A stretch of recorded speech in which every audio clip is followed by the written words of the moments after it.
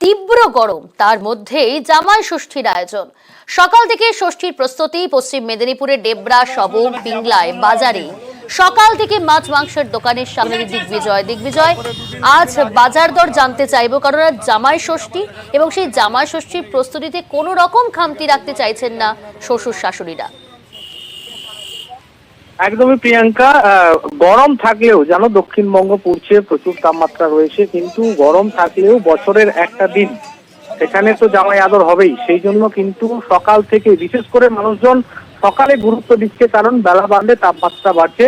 তাই জামাই ষষ্ঠীর আদরের দিন কিন্তু পশ্চিম মেদিনীপুর জেলার ডেবরা, সবং, পিংলায় যে সমস্ত মাছ মাংসের বাজার রয়েছে সেখানে লম্বা লাইন। এবং সকলের থেকে যেটা আনন্দের খবর, এই এলাকায় যে এলাকাতে ইলিশ পাওয়া যাচ্ছে, ইলিশ যদিও টাটকা ইলিশ নয়, কিন্তু ইলিশ পাওয়া যাচ্ছে। ইলিশ থেকে, চিংড়ি থেকে, পাবদা থেকে, কাতলা মাছ, এমনকি ফলের দোকানেও ভিড়। কিন্তু মানুষজন সকাল সকাল লম্বা দীর্ঘ লাইন, সেই লাইন দিয়ে কিন্তু তারা কেনাকাটা করছে, কারণ বেলা বাড়লে একটা অস্বস্তি বাড়বে, এখন অনেক ধরনের সমস্যা হতে পারে। তাই জামাই ষষ্ঠীর দিনে জামাই আদর, জামাই আনন্দ করতে সকাল সকাল কিন্তু তারা লাইন দিয়েছে এবং মানুষজনের ভিড় হয়েছে প্রত্যেকটা বাজারে। প্রিয়াঙ্কা, ধন্যবাদ। বাজারে চিংড়া মাছ 1000 টাকা, 900 টাকা, 1300, 1100, 1400। দাম কি একটু বেশি না? না, দাম ঠিক আছে। আজকে লগনসার বাজার তো, তার জন্য দামটা ঠিক আছে। জামাই ষষ্ঠীর বাজার, সবার বাড়িতেই তো জামাইদের আগমন, তাই জামাইদিককে সন্তুষ্ট করার জন্য বাজারে। তো গরমের জন্য কি সকাল সকাল করে নিচ্ছেন? প্রচন্ড গরম, বাজারে কি প্রচুর ভিড়? প্রচুর ভিড়। জামাইরা সব আসবে না, এই জন্য সকাল আর জামাই আর বাজারের দর বিশাল। আচ্ছা, হ্যাঁ, জিনিসের দাম চূড়ান্ত। তো গরমের জন্য কি সকাল সকাল বাজার করে নিচ্ছেন? এই জন্যই বাজার করে নিচ্ছি সকাল। বাজার কি একটু বাড়ান্ত আছে নাকি, দাম বেশি? দীর্ঘদিন বাংলায় আবাসের নিচ্ছে, ভোটে তারা ধরাশায়ী হয়েছে, কিন্তু এতেও অনেকের ক্ষোভ কমছে না। তাদের আশা এবার কেন্দ্রের থেকে দাবি আদায় করে আনবে তৃণমূল কংগ্রেস। এই তো বিজেপি সরকার কি করলো, এখন দেখতে পাচ্ছি সামনে ইলেকশন এসছে, একটু ভেরিফিকেশন এই বিজেপি সরকারের। মোদী সরকারও জিতেছে, উনিও তো কোনো কিছু মাথা লাড়ছে নাই। উনি অন্য গ্রামে দিচ্ছে, কিন্তু আমাদের বাঁকুড়া জেলায় কেন দেখছে নাই? আমার ওইটাই দাবি। টালির চালটা ভাঙা, ঘরে শুয়ে আকাশ দেখা যায়। কোন রকমের ত্রিপল চট দিয়ে রোদ জল আটকানোর চেষ্টা। আকাশে মেঘ দেখলেই আশঙ্কায় বুক দুরু দুরু। আমাদের একদম তো মাটির বাড়ি দেখতে পাচ্ছেন তো, ভেঙে একদম চুরমার হয়ে গেছে। বাদলা বর্ষা আসলে বাচ্চা দিয়ে নিয়ে বসে থাকতে হয়, জল বৃষ্টি আসে আমরা ঘুমাতে পারি না। অনেক অসুবিধা, অনেক কষ্টের মধ্যেই আছি।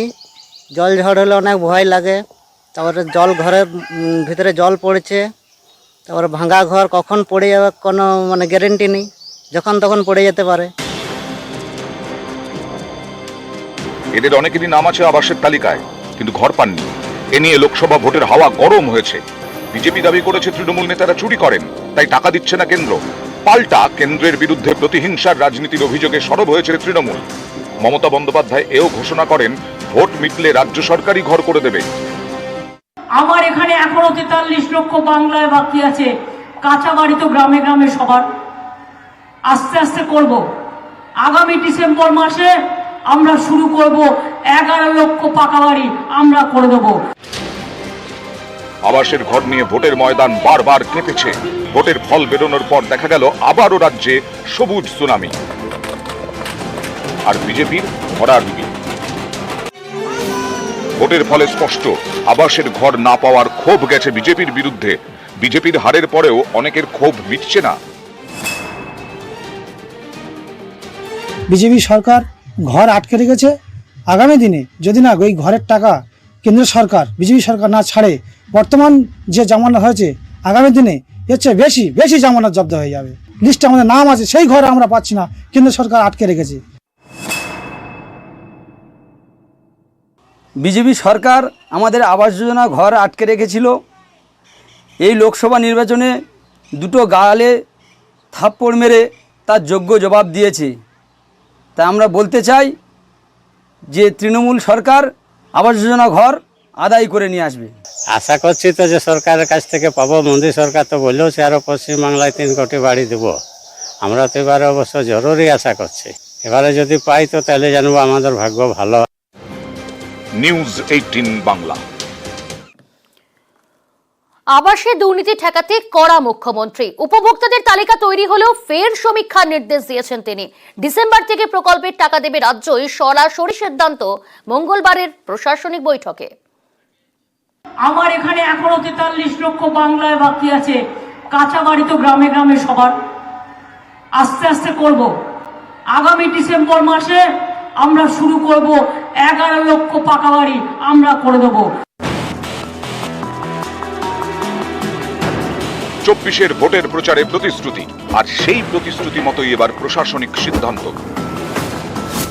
আবাসের ঘর বানাতে টাকা দেবে রাজ্য সরকার। ডিসেম্বর মাসে কিস্তির টাকা দেওয়া হবে।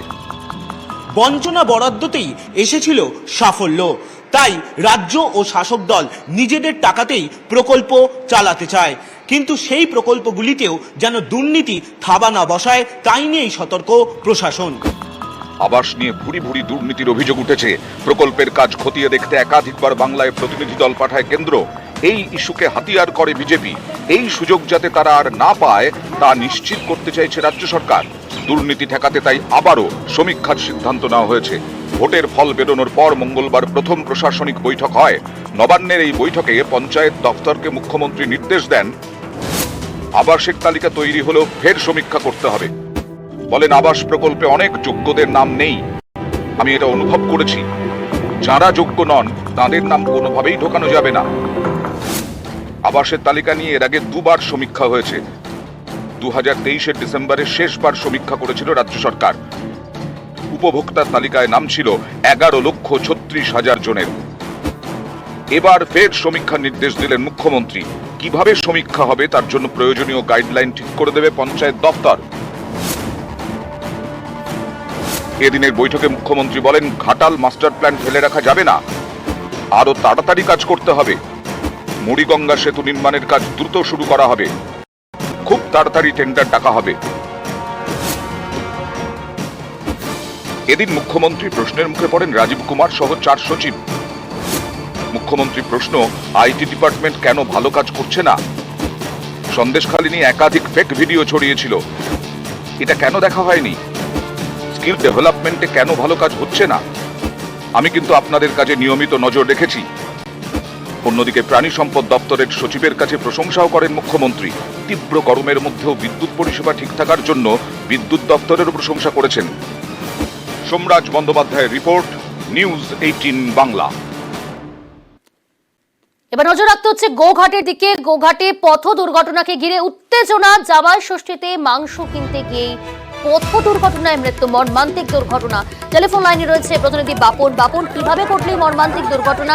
কেন বিক্ষোভ? কি পরিস্থিতি এই মুহূর্তে সেখানে? একেবারেই জামাই ষষ্ঠীর দিন সাত সকালেই কিন্তু মাংস কিনতে বেরিয়ে মৃত্যু হলো এক যুবকের। গোঘাটের ব্যাঙ্গাই এলাকায় এই ঘটনাটি ঘটেছে। যেটা জানা গেছে যে ওই ব্যাঙ্গাই পঞ্চায়েতেরই সেনাই গ্রামের এক যুবক প্রতীক ঘোষ, তিনি জামাই ষষ্ঠী উপলক্ষে কিন্তু মাংস কিনতে বেরিয়েছিলেন। সেই মাংস কিনতে যাওয়ার সময় কিন্তু ব্যাঙ্গাই এলাকায় হঠাৎ করে উল্টো দিক থেকে একটি লরি কিন্তু তাকে ধাক্কা মারে। সেখানেতেই একেবারে রক্তাক্ত অবস্থায় পড়ে থাকে। যেটা স্থানীয়রা দাবি করেন যে ওখানেতেই তার মৃত্যু হয়। সেই ঘটনার প্রায় 1 ঘন্টা কেটে গেলেও কিন্তু কোনো পুলিশ কিন্তু ঘটনাস্থলে যায়নি। সেই জন্যই কিন্তু একেবারে বিক্ষোভ দেখাতে শুরু করে স্থানীয় বাসিন্দারা। তারা কিন্তু অবরোধ করে দীর্ঘক্ষণ। পরে পুলিশ গেলে পুলিশকে ঘিরেও কিন্তু বিক্ষোভ দেখানো হয়, দাবি তোলা হয় ওই এলাকায় ট্রাফিক নিয়ন্ত্রণের ব্যবস্থা করা হয় এবং এই যে ক্ষতিপূরণের ব্যবস্থা যাতে করা হয় সেই দাবিতে তুলে কিন্তু বিক্ষোভ দীর্ঘক্ষণ ধরে চলে। যদিও পরে কিন্তু পুলিশের আশ্বাসেই কিন্তু অবরোধ উঠে যায়, বিক্ষোভ উঠে যায়।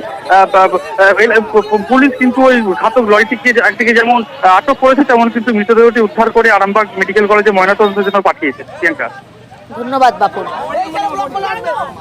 ছেলে মোটরসাইকেলে এসেছিল, অ্যাক্সিডেন্ট হয়েছে। আমরা অপরাধ করেছি, ফয়সালা হোক, আমার ড্রাইভারকে লরি মালিককে এনে দিক, আমরা বিচার করব।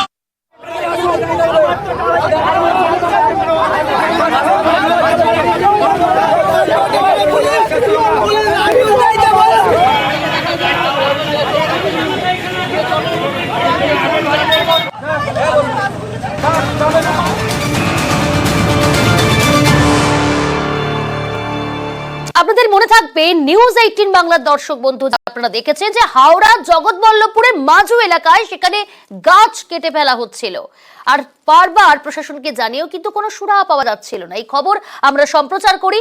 নিউজ 18 বাংলার খবরের জের হাওড়ার জগৎবল্লভপুর ব্লকের মাজু এলাকায় গাছ কাটার খবর দেখায় নিউজ 18 বাংলা। খবরের জেরেই জগৎবল্লভপুর থানায় অভিযোগ দায়ের করলো জেলা বন দপ্তর ও জগৎবল্লভপুর পঞ্চায়েত সমিতি। আমাদের সঙ্গে টেলিফোন লাইনে রয়েছে আমাদের সঙ্গে সরাসরি রয়েছে আমাদের প্রতিনিধি দেবাশিস। এই জায়গা থেকেই বোঝার চেষ্টা করব, নিউজ 18 বাংলার খবরের জেরে নড়ে চড়ে বসলো প্রশাসন এবং তড়িঘড়ি ব্যবস্থা নেওয়ার নির্দেশ। অবশ্যই দেখো, দিনই আমরা সেই খবর দেখিয়েছিলাম। এই রোববার খবর দেখানোর পরে ঠিক 24 ঘন্টা কাটতে না কাটতেই সোমবার দুপুরেই নড়ে চড়ে বসলো হাওড়ার জেলা বন দপ্তর। বন দপ্তরের তরফে জগৎবল্লভপুর থানায় একটি জিডি অর্থাৎ জেনারেল ডায়েরি করা হয়েছে। ঘটনার তদন্ত করে তাদের রিপোর্ট জমা দিতে বলা হয়েছে বন দপ্তরের তরফ থেকে। তার কারণ যদি এই কে বা কারা এই গাছ কেটেছে তা কিন্তু পরিষ্কার নয় বন দপ্তরের কাছে। ফলে পুলিশ তদন্ত করে সেই নাম বা পরিচয় যদি জানায় তারপরে তাদের বিরুদ্ধে নির্দিষ্ট ধারায় মামলা রুজু করা হবে। পাশাপাশি পঞ্চায়েত সমিতি, জগৎবল্লভপুর পঞ্চায়েত সমিতির বন ও ভূমি সংস্কার দপ্তর, তাদের তরফ থেকেও কিন্তু একই রকমভাবে একটি মামলা রুজু করা হয়েছে যারা এই গাছ কাটার সঙ্গে যুক্ত তাদের শাস্তির দাবিতে। এবং ইতিমধ্যেই সেই ঘটনাস্থল অর্থাৎ রোববার আমরা যখন এই ছবি প্রকাশ্যে আনি তারপর থেকে গতকাল সোমবার কিন্তু সেখানে যান ভূমি সংস্কার বন ও ভূমি সংস্কার দপ্তর অর্থাৎ পঞ্চায়েত সমিতি, তাদের আধিকারিকরা এবং মাজু পঞ্চায়েতের আধিকারিকরা ঘটনাস্থল পরিদর্শন করেন এবং সেখানে এখনও বেশ কিছু গাছের গুঁড়ি পড়ে রয়েছে, সেগুলিকে তারা সংগ্রহ করছেন। পাশাপাশি এই বর্ষার মধ্যেই তারা দাবি করেছে যে সেখানে যে পর্যাপ্ত গাছ চুরি করা হয়েছে বা গাছ কেটে ফেলা হয়েছে সেই পরিমাণ বা তার থেকে বেশি পরিমাণের গাছ সেখানে রোপণ করা হবে পঞ্চায়েতের তরফ থেকেই। প্রিয়াঙ্কা, বেশ, আপনাদের দপ্তরের আধিকারিক যে ঘটনাটা ঘটেছিল যেই সময় ভোট চলছিল, এই ভোট পাবলিক এই গাছগুলোকে কাটছিল, সঙ্গে সঙ্গে আমি আমার কাছে রাস্তায় মাজু গ্রাম এখানে কিন্তু গাছ কাটাটা বন্ধ করে এবং কালকেও আধিকারিক এসেছিল, দেখে গেছেন। আজকে আমরা সবাই মিলে এসে দেখে গেলাম।